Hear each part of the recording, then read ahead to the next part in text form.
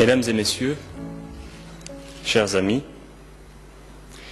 je suis très heureux de pouvoir vous souhaiter, au nom de l'Union des démocrates turcs européens, la bienvenue à notre forum intitulé Nouveaux Belges et réforme de l'État. Federalisme echt een meerwaarde heeft, dat het de idee van eenheid en diversiteit te verenigen, dat dat een meerwaarde heeft als samenlevingsmodel, zo'n discours en zo'n politiek project, dat is er in België eigenlijk niet echt. Zo'n politiek project zou bijvoorbeeld kunnen zijn het stimuleren van tweetaligheid, het stimuleren van... En 1993, avec une dernière réforme de l'État en 2001. Donc vous voyez que à peu près tous les 10 ans, la Belgique connaît une grande réforme de l'État qui réorganise un petit peu les pouvoirs au sein de cet État et les relations entre les différentes régions. Qui vraiment un rayonnement international est devenu une langue de la diplomatie, même en Russie. Est-ce que la Belgique est un État qui a failli? Ça dépend comme on regarde. Bon, je crois effectivement que le système fédéral belge, comme on le connaît aujourd'hui, a des points faibles.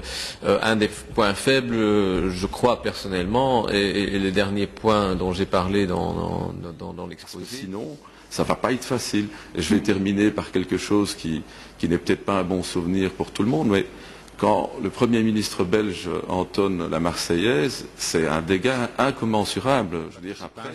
Voor de nieuwe Belgen. Ik denk dat onze volksvertegenwoordigers er anders over dachten en hun kot gestuurd hebben. Jammer genoeg, want zij horen eigenlijk hier wel te zijn om de nodige...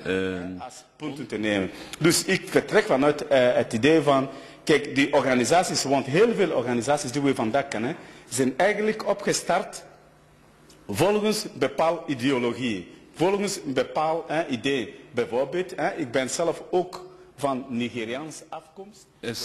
En politiek gaan, en dan bedoel ik met en politiek gaan, op een lijst te komen staan en verkozen te worden, de enigste manier om uw ideeën, om uw visie op samenleving en maatschappij binnen de partij of op beleidsniveau door te krijgen. Want enfin, ik heb zo het gevoel van in het algemeen dat de allochtonen... C'est pour cela que j'ai dit modèle civilisateur. Quelle pourrait être la perception de la crise que notre pays traverse de la part d'un Belge d'origine? Mais je ne suis pas ici en représentation de ces organisations, mais plutôt en ma qualité de citoyen belge, bruxellois et d'origine autochtone. Je me définis comme humaniste et démocrate.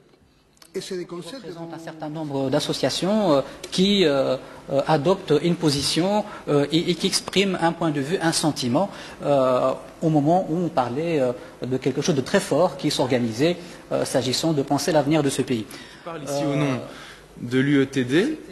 Et par rapport à ce que M. Olia disait, donc lui disait que finalement les communautés d'origine étrangère devaient peut-être rester dans leur rôle et finalement ne pas s'impliquer tant que ça au niveau politique.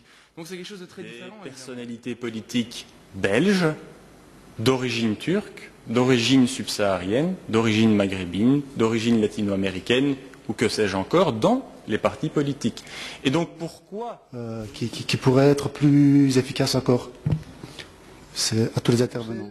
Latino et africain aussi. Ce serait une des pistes de solution. Je suis souvent accusée de faire du communautarisme.